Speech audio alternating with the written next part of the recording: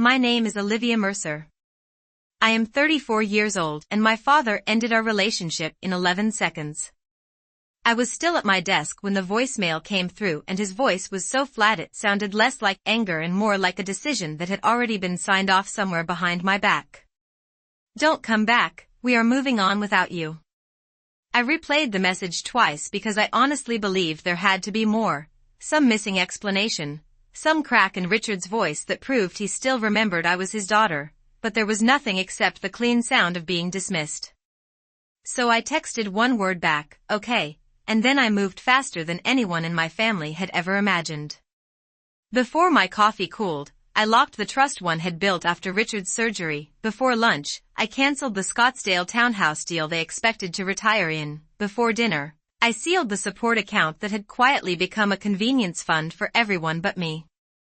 By morning there were dozens of missed calls, messages from Richard, from Elaine, from Vanessa, from numbers I did not know, and finally from Daniel Kessler, the estate attorney, telling me there was a serious problem.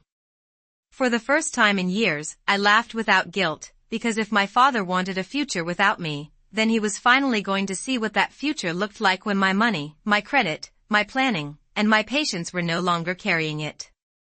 The truth was that the voicemail was not the beginning of the betrayal, it was only the first part they said out loud. For 12 years I had been the daughter who fixed things quietly. At work I handled licensing, contracts, compliance, deadlines, and approvals for a hospitality group expanding restaurants and boutique hotels across 3 states. At home I had slowly become the same kind of operating system for my family. My weekdays were spent making sure permits matched floor plans, health requirements were satisfied, franchise documents were complete, and expansion calendars did not collapse because someone missed one signature. My evenings were spent answering family messages about deductible bills, refinancing options, prescription costs, and whether a retirement payment should come from one account or another. People often imagine betrayal arrives with a dramatic slam, but in my life it arrived through years of practice. I became the person everyone called when something had to be solved in a way that did not embarrass anyone else. I was the daughter who could be trusted with unpleasant phone calls, awkward spreadsheets, and embarrassing truths. If a creditor needed convincing, I handled it. If a repair estimate needed review, I did it. If tax documents had to be found, scanned, and sent before a deadline, I was the one who stayed up to midnight making sure the work was done. Nobody thanked infrastructure for functioning. They noticed only when it failed. Competence keeps systems alive, but it does not defend you from people who resent depending on you. The signs had been there in small doses long before the voicemail. Vanessa had started asking oddly specific questions months earlier. She wanted to know how quickly funds could be reallocated if someone became unavailable. She asked whether property documents would be easier if all the children's names were off the file. She joked once, while cutting lemons in my mother's kitchen, that I loved being the gatekeeper too much. I laughed then because it sounded petty, not dangerous. Looking back, I understand she was not making conversation, she was testing language, seeing which words worried my parents and which ones made them think of me as a problem rather than a safeguard. When Richard injured his shoulder and overtime disappeared, I reorganized their debts. When medical bills stacked up, I created a trust so the savings I was setting aside for their future would not vanish in panic spending. When Elaine wanted a small warm place for retirement, I designed the townhouse plan under strict terms, with my down payment, my credit, and my ownership protected until they repaid their part over time. Vanessa contributed emotion, opinions, and the polished talent of arriving after the hard work to act as if she had helped build the solution. I ignored that for years because I told myself competence was enough. I was wrong. In a family shaped by selective memory, usefulness can quietly turn into entitlement, and once people start treating you like infrastructure, they stop imagining you can leave.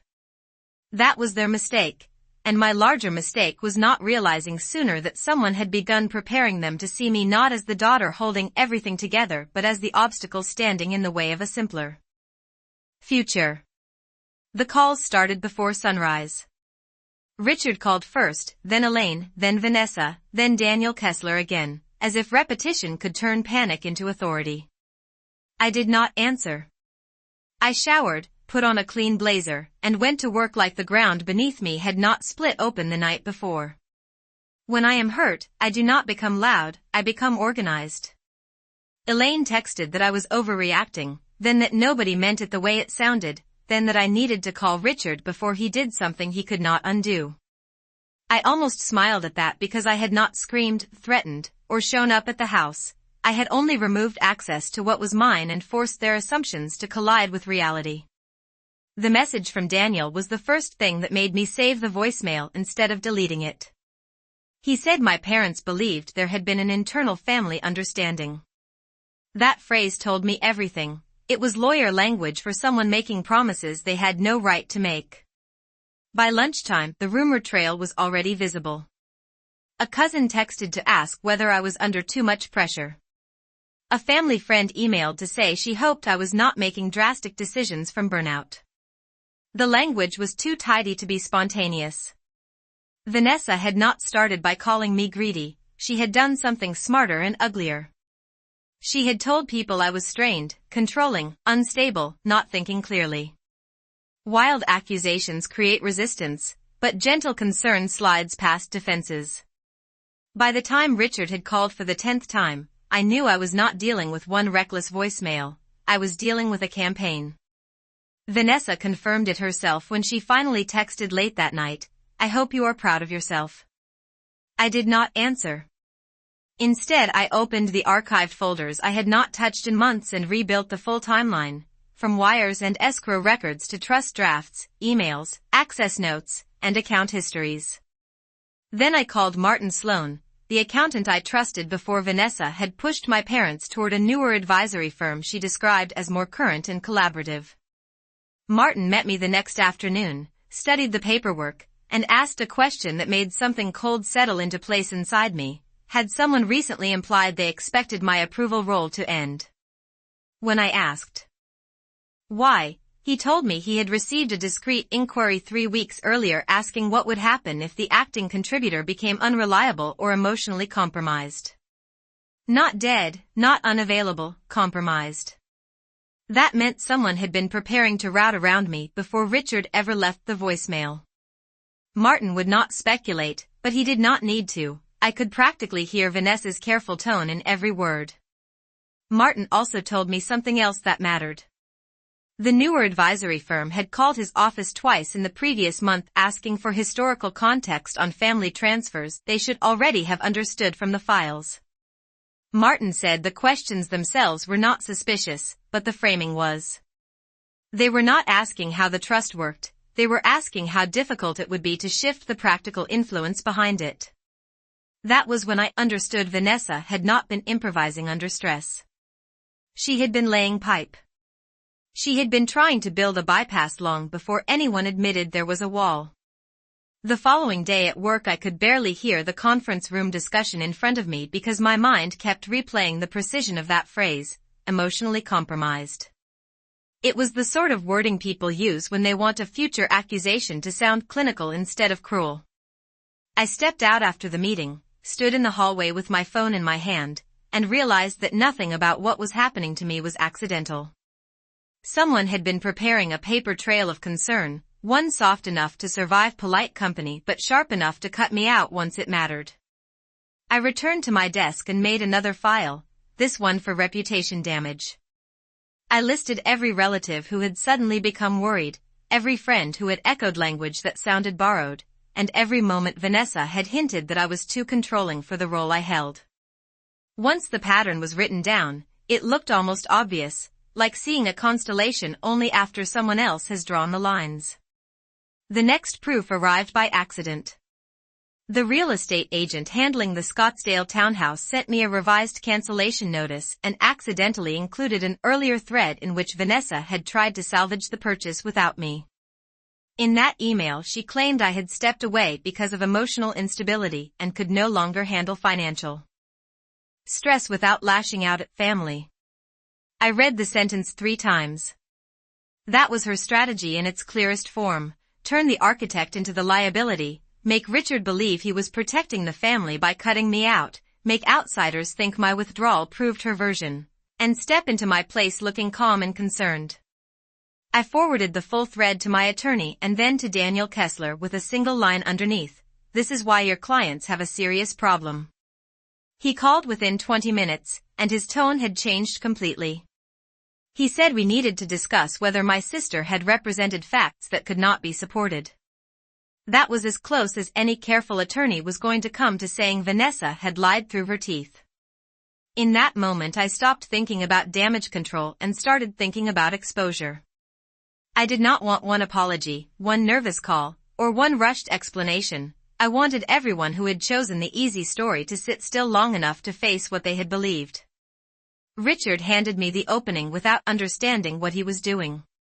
He sent a short message that said, "Please, 5 minutes, no yelling, we were told things." That phrase mattered more than anything else. Not "we know," not "you did this," but "we were told." I answered with a time, an address, and one instruction: "Tomorrow at 7, everyone at the house, no excuses, bring every version you were given, I will bring documents." The following day stretched strangely. Work kept moving around me as if I were still part of ordinary life. I reviewed lease riders, answered an internal question about liquor licensing, and sat through a call about projected opening dates while one part of my brain quietly sorted the order in which I would lay out evidence that night. I did not want theatrics. I wanted sequence. Sequence is what traps lies, because lies rely on memory gaps and emotional fog. Facts, when lined up correctly, become their own pressure. Before leaving the office, I sent copies of everything to my attorney and scheduled a timed email release of the main file bundle to myself, just in case someone decided that evening required dramatic behavior. Then I drove to my parents' house with a banker box in the passenger seat and the old voicemail saved in 3 separate places. When I entered the dining room, I noticed absurd details I would probably remember forever: a water ring on the table near Elaine's chair, a crooked candle holder, the overhead light that made everyone's skin look tired. Fear sharpens the useless details because the useful ones are already handled. I had come prepared. I was no longer there to be interpreted, I was there to document. When I walked into my parents' dining room the next evening, the room felt staged for a funeral nobody wanted to name. Richard sat at the head of the table trying to hold on to authority through posture alone. Elaine looked exhausted, her hands folded too tightly in her lap. Vanessa sat across from me with perfect hair, a lifted chin, and eyes already rehearsing innocence. I stayed standing. One by one, I laid the papers on the table in silence: proof of the down payment transfer, my signed escrow file, the trust formation records showing who funded it and why temporary authority was assigned the way it was, the support account statements documenting grocery runs, boutique purchases, subscriptions, and restaurant tabs that had never been part of emergency support. Then the printout from the real estate agent where Vanessa had described me as emotionally unstable. Nobody spoke for several seconds. Vanessa tried to recover first. She said everyone had been under stress and people were reading too much into wording. So I placed Martin Sloan's written summary beside it, the one recording the inquiry made 3 weeks before the voicemail about how the trust would function if I became unreliable or emotionally compromised. Elaine looked up so quickly her chair scraped the floor, and Richard turned to Vanessa with an expression I had not seen before. Vanessa started talking fast, saying she had only been trying to prepare for every possibility because I had seemed distant and sharp and hard to talk to. I asked a simple question: when exactly had I said I wanted to cut Mom and Dad out? Silence answered first. Then she claimed I had said it after dinner one night in the car. Richard frowned and said we drove separately that night. I watched the lie reach the table and die there. Vanessa pivoted and said maybe she had the night wrong but not the substance. I asked another question: when had I ever told her I wanted control of everything? This time she looked at Elaine instead of me, and that was the moment my mother understood the shape of what had been done. It had not been one argument or one misunderstanding, it had been a layered story, fed to them until exile felt reasonable. Richard asked Vanessa, very quietly, whether she had told people I was unstable. She answered with the coward's shield, saying she had been concerned. I leaned forward and told her the truth she had spent weeks trying to bury. You did not protect them from me, you tried to replace me with their permission. The room went still. Nobody defended her, and I did not raise my voice because calm becomes merciless when the evidence is already doing the work. I showed Richard the chain of messages from relatives repeating versions of Vanessa's story. I showed Elaine the timeline proving the smear campaign began before the voicemail. I showed them Daniel Kessler's follow-up email confirming that any effort to alter trust direction without my consent had no legal standing and raised serious compliance concerns. Then I played Richard's voicemail aloud. Hearing his own voice in the room changed something. It stripped away the protective blur of memory. There it was, cold and simple and impossible to soften. Don't come back, we are moving on without you. Elaine covered her mouth. Richard shut his eyes for a second like the sound physically hurt him. Vanessa said he had only been upset and had not meant it literally. I answered that intent stops mattering once consequences are activated. I also reminded them that I had not emptied a joint account, taken a shared asset, or harmed any legal interest. I had simply refused to continue serving as a foundation for people who had decided I was acceptable collateral. By then Vanessa had shifted from offended to wounded, which was always her emergency disguise when the performance started collapsing.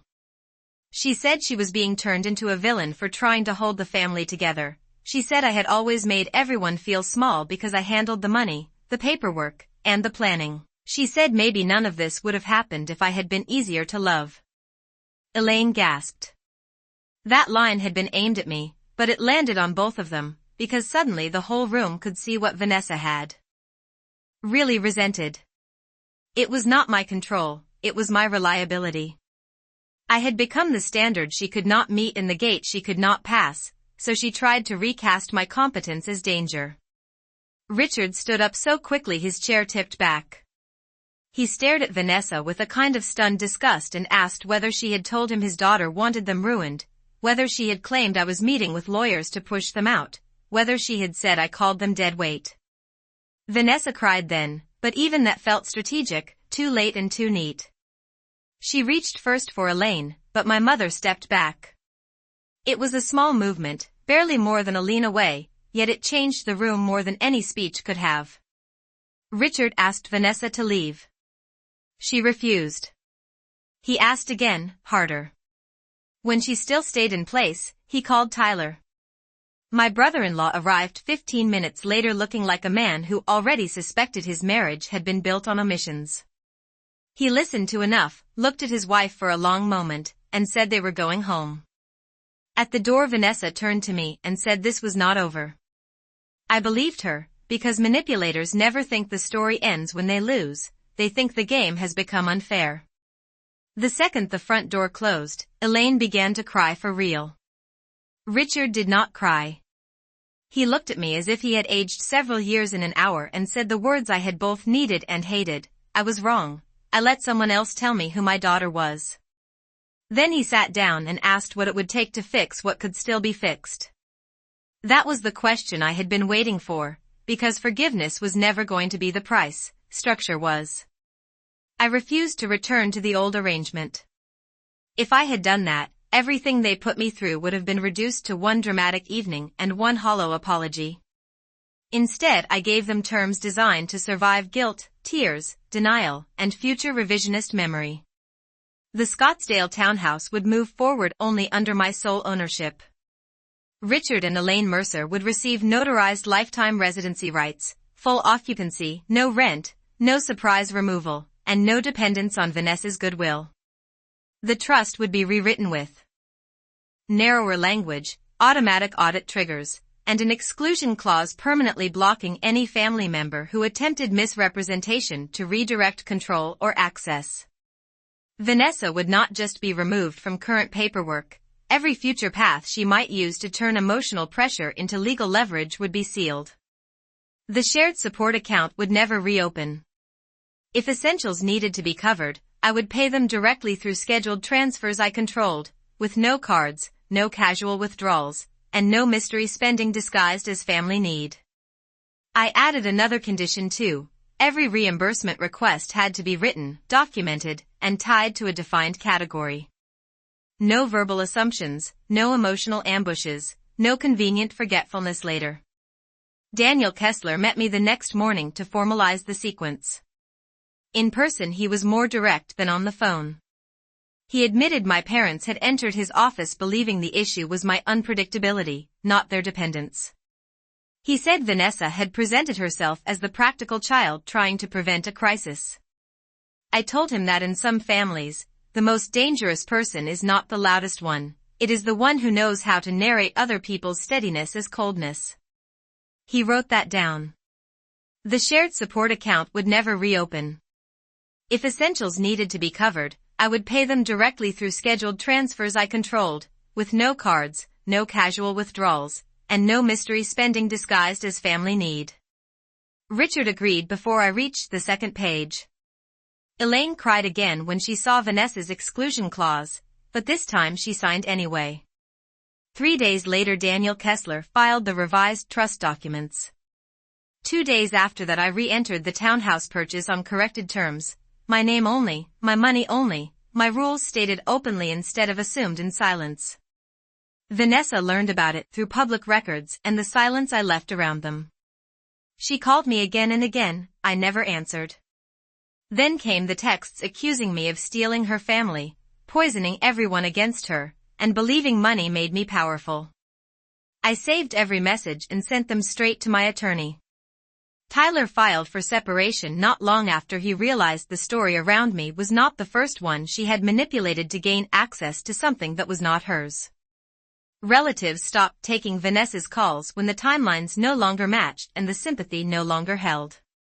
The person who had tried to inherit my role found herself shut out of the trust, shut out of the house, and shut out of every structure she thought would remain standing once I was gone.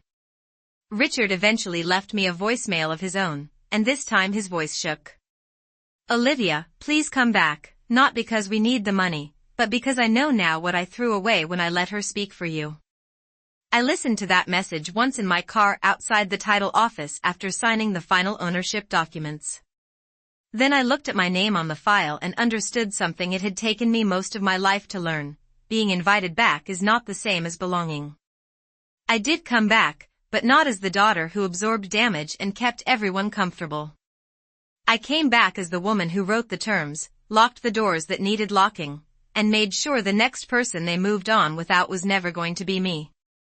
When Richard and Elaine moved into the house, there was no celebration, no cheerful speech about fresh starts, only boxes, silence, and the weight of consequences settling into each room. The first morning after move-in, I arrived early with a folder, a set of labeled keys, and a printed maintenance schedule. Richard was in the driveway trying to assemble a workbench he did not yet have the energy to finish. Elaine kept wiping the same kitchen counter because she did not know what else to do with her hands. We sat at the table while sunlight cut across unopened boxes, and I walked them through each page line by line. Practical life resumed, but not in the same emotional shape. Sometimes I caught Richard watching me while I reviewed a repair estimate or explained a reimbursement form, and there was something difficult in his expression, not just regret, but the recognition that he had mistaken reliability for invulnerability. Parents do not always exile the child who fails them. Sometimes they exile the child who exposes their dependence. I gave them a folder containing their residency agreement, emergency procedures, reimbursement rules, and a plain explanation of what the new trust meant. Elaine asked whether the protections really needed to be so strict. I answered the same way each time she asked, "You needed me, you just did not think that meant you had to protect me too." After that she stopped questioning the rules. Weeks passed and the calls changed. Instead of panicked demands and vague guilt, I received practical questions about utilities, insurance, doctors, repairs, and routine expenses. Richard grew quieter, but not with the punishing silence I remembered from childhood. This was the quieter posture of a man discovering that authority without judgment is only noise. One evening in the garage, while we sorted tools into labeled bins, he apologized properly. No grand speech, no performance, only a plain sentence. I chose the easy story because it protected my pride. I told him I knew. He nodded once like the truth hurt and helped at the same time. Elaine took longer. Women like her often confuse peacekeeping with innocence, and it took time before she could admit that standing by while one child is sacrificed to keep the room calm is still a choice. But eventually she did admit it, and when she did, the apology sounded expensive enough to matter. One afternoon on the back porch, while wind moved the trees and the tea between us went warm, Elaine said she had kept telling herself the conflict would settle if she did not challenge the version Vanessa gave her. She said silence had felt safer than picking a side. I told her silence is a side when one person is being fed to it. She cried quietly, not to redirect attention but because the sentence landed where it belonged. After that, her apologies changed in behavior. She stopped softening Vanessa's name in conversation. She stopped framing past choices as confusion. She stopped asking me to understand things from everyone's perspective when everyone had not paid the same price. The first holiday after the split was tense enough to make the silverware sound loud. An empty chair is never just an empty chair in a family conflict. It is an accusation, a defense, a history, and a threat all at once. Richard carved the roast in near silence. Elaine asked whether I thought Vanessa was safe, and I answered that adulthood and access are not the same thing. Later that night Richard told me he had spent years believing fairness meant never choosing between his children, when in reality he had been choosing comfort over discernment. I remember looking at him across the dim kitchen and thinking that some people only learn the shape of truth after it becomes expensive. A few months later Daniel Kessler invited me to review the annual trust summary and compliance notes. For the first time, every structure around my parents' future reflected reality instead of sentiment. There were no secret workarounds, no assumed privileges, no convenient confusion about who funded what or why. Love may motivate generosity, but it should never replace documentation when people have already proven they will rewrite the past. Vanessa kept trying from the outside for a while, probing through distant relatives, old friends, and guilt-soaked messages, but none of it changed anything. The documents held. The boundaries held. The story she built collapsed because facts are stubborn once every date, signature, transfer, and lie is laid side by side. In the end, what mattered most was not that I won the house or restored the trust to order. What mattered was that the door Richard slammed shut with that voicemail never reopened on the old terms. I returned only after the rules changed, only after the truth was named, and only after everyone understood that my support was never infrastructure they were entitled to use. It was a choice I had made for people I loved, and once they proved how easily that love could be rewritten into obligation, I made a different choice. Elaine changed too. She became gentler, but also more exact. She stopped forwarding emotional messages from relatives who wanted a softer ending. She corrected a cousin once when he hinted that family money had caused the conflict. She said very plainly that money had only revealed character. I changed as well in ways I had not expected. I slept more deeply. I stopped checking my phone at 2 in the morning, waiting for a family emergency that was really someone else's poor planning. I took a weekend trip without building backup systems for grown adults. I learned what it felt like to help without disappearing into the helping. For someone raised to believe usefulness was the rent she paid for love, that felt radical. Vanessa resurfaced one last time through a distant aunt, asking for one honest conversation, woman to woman, no lawyers, no parents, no paperwork. I refused. People like her call documentation cold because it prevents them from reshaping events mid-sentence. The aunt tried to frame my refusal as hardness. I sent back one line: boundaries are not cruelty just because someone else cannot manipulate them. There were no more invitations after that. My parents are housed. The trust is protected. My phone is quiet. Vanessa has no route back in. I speak to Richard and Elaine, and I support them, but I do not trust them the way I once did. That is not bitterness, it is memory with boundaries. What surprised me most was not that the legal structure held, but that my own mind became quieter once the truth no longer needed defending every day. I stopped rehearsing imaginary arguments in the shower. I stopped drafting speeches nobody deserved to hear.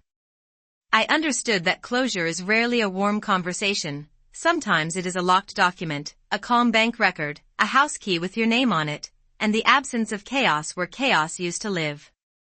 My father told me not to come back, and by the next morning the panic had begun because my absence broke the machinery they thought would run without me. They survived only because I allowed it, and they did so on terms they will never control again.